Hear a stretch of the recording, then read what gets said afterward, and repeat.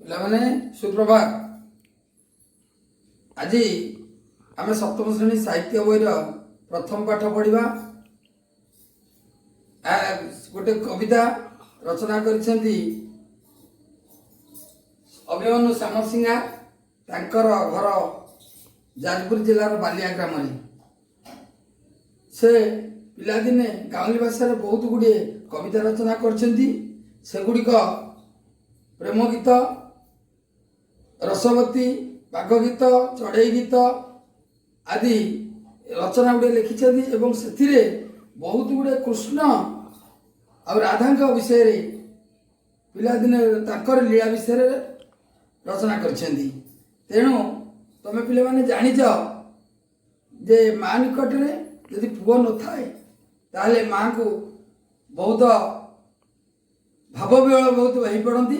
ତେଣୁ ଆଜି ଏଇ କବିତାରେ ଶ୍ରୀକୃଷ୍ଣ ଗୋରୁ ନେଇ ଯାଇଛନ୍ତି ଜଙ୍ଗଲକୁ, ଫେରି ନାହାନ୍ତି, ସନ୍ଧ୍ୟା ସମୟ ହେଇଯାଇଛି।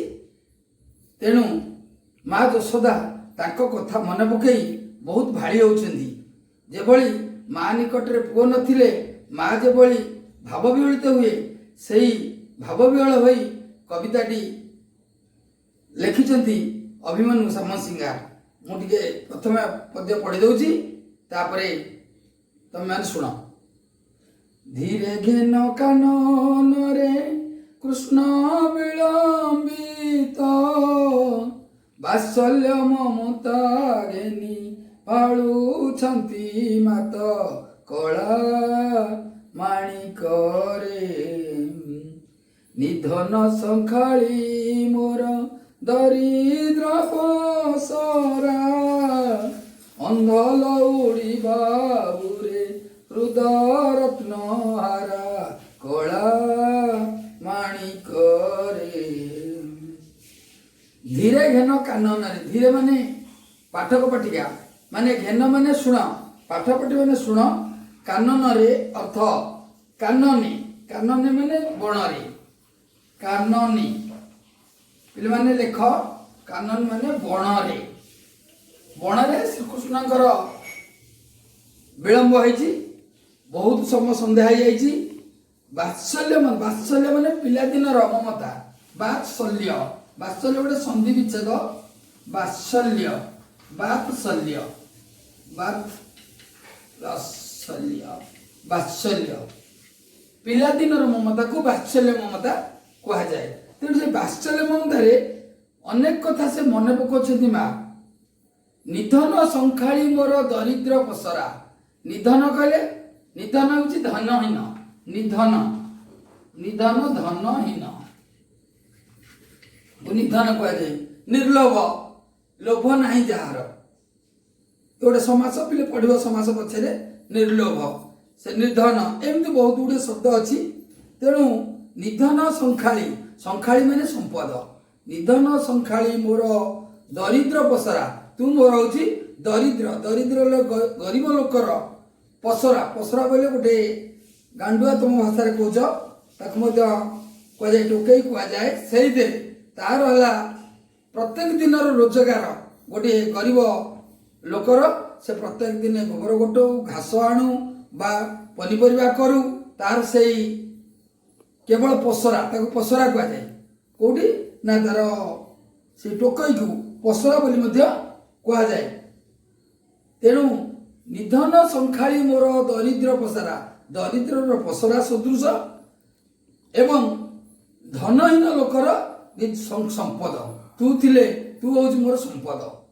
ତାପରେ ଅନ୍ଧ ଲଉଡ଼ି ବାବୁରେ ହୃଦରତ୍ନ ହାରା।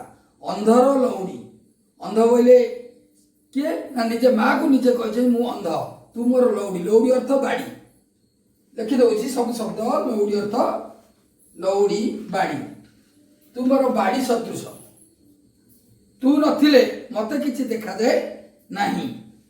ହୃଦରତ୍ନ ହାରା, ବାବୁରେ ହୃଦରତ୍ନ ହାରା, ବାବୁରେ ବୋଲି କୃଷ୍ଣଙ୍କୁ ବାବୁରେ ବୋଲି କହିଛନ୍ତି। ଏବଂ ହୃଦରତ୍ନ ହାରା, ହୃଦୟର ଗଳାରେ ଯେଭଳି ହାରଟି ପକେଇଲେ ସୁନ୍ଦର ଦିଶେ, ତେଣୁ ତୁ ମୋ ନିକଟରେ ଥିଲେ ମୁଁ ହିଁ ମୋର ମାର ସାର୍ଥକତା ହୁଏ। ତେଣୁ ମୁଁ ତ ତାକୁ ଏଠି କବି କହିଛନ୍ତି ହୃଦୟର ରତ୍ନହାର ସଦୃଶ, ତୁମର ହଉଛି ହୃଦୟର ରତ୍ନହାର।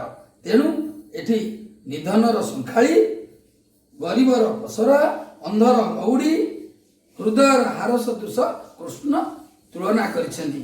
କବି ତୁଳନା କରିଛନ୍ତି କୃଷ୍ଣ ଆଉ ଯଶୋଦାଙ୍କ ସହିତ, ଏଇଭଳି ଭାବେ ତୁଳନା କରିଛନ୍ତି। ତାପରେ ପୁଣି ତା ପରବର୍ତ୍ତୀ, ମୋ ଜୀବ ଜୀବନ ତୁଇ ନୟନ ପ୍ରତିମା, ତୋତେ କି ପାଶୋରି ହେବ ମୋର ସୁଖ ସୀମା, କଳା ମାଣିକରେ ତୁ ମୋ ଜୀବର ଜୀବନ। ଏଇ ଜୀବ ମଣିଷର ତାର ଗୋଟେ ଜୀବ ଆତ୍ମା ଥାଏ, ତାକୁ ଜୀବ କୁହାଯାଏ। ମୋ ଜୀବର ଜୀବନ, ତୁ ହଉଛି ଜୀବନ, ତୁ ଥିଲେ ମୁଁ ଜୀବନ, ନହେଲେ ମୋର ଜୀବନ ନଥାଏ। ଏବଂ ନୟନ ପ୍ରତିମା, ନୟନ ଯେମିତି ଅନ୍ଧର ଲଉଡ଼ିଆ ନୟନ ଆଖିର ଆଲୁଅ, ତୁ ମୋ ଆଖିର, ପିଲାମାନେ ପଢିଛ ଗୀତ ଗୋଟେ, ଆଖିର ତାରା, ତୁ ମୋ ଆଖିର ତାରାରେ, ଗୀତ ଶୁଣିଛ। ଠିକ ସେଇଭଳି ନୟନ ପ୍ରତିମା, ନୟନ ମାନେ ଆଖିର ଆଲୋକ। ତୋତେ କି ପାଶେ, ତୁ ମତେ, ମୁଁ ତୋତେ କେବେ ପାଶୋରି ପାରିବି, ତୋତେ କେବେ ଭୁଲି ପାରିବି? ତେଣୁ ତୁ ନଥିଲେ ମତେ କିଛି ଭଲ ଲାଗେନି, ମତେ ଦୁଃଖ ଲାଗେ, ମୋର ସୁଖ କିଛି ନାହିଁ, ଦୁଃଖରେ ଭରା। ଏଇଭଳି ଅନେକ କଥା ମନେ ପକେଇ ଭାଳି ହେଉଛନ୍ତି, ନିଜକୁ ତୁଳନା କରିଛନ୍ତି ପୁଅ ସହିତ, ଏବଂ ମନେ ପକେଇ ଭାଳି ହେଉଛନ୍ତି, ଜଙ୍ଗଲରୁ ଫେରି ନାହାନ୍ତି। ତା ପରବର୍ତ୍ତୀ ପିରିୟଡ଼ରେ ପଢ଼େଇବା, ଆଜି ଏତିକି ପଢ଼େଇବା। ଏବଂ ଏତିକିରେ ମୁଁ କେତେ ଗୁଡ଼ିଏ ଲେଖା ଦେଉଛି, ଶବ୍ଦ ଅର୍ଥ ଦେବି, ଲେଖିକି ଆଣିବ। ଏବଂ ଖଣ୍ଡ ବାକ୍ୟ ଛୋଟିଆ ଛୋଟିଆ ଦେବି, ତମେ ମଧ୍ୟ ବାକ୍ୟ ପୂରଣ କରିବ, ବାକ୍ୟଟା ପୂରଣ କରି ଗୀତଟାକୁ ପୂରଣ କରିବ।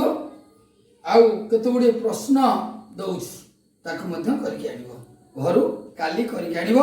କାଲି କଲେ ଆମେ ପୁଣି ଆଗାମୀ ପାଠ ପଢ଼େଇବା।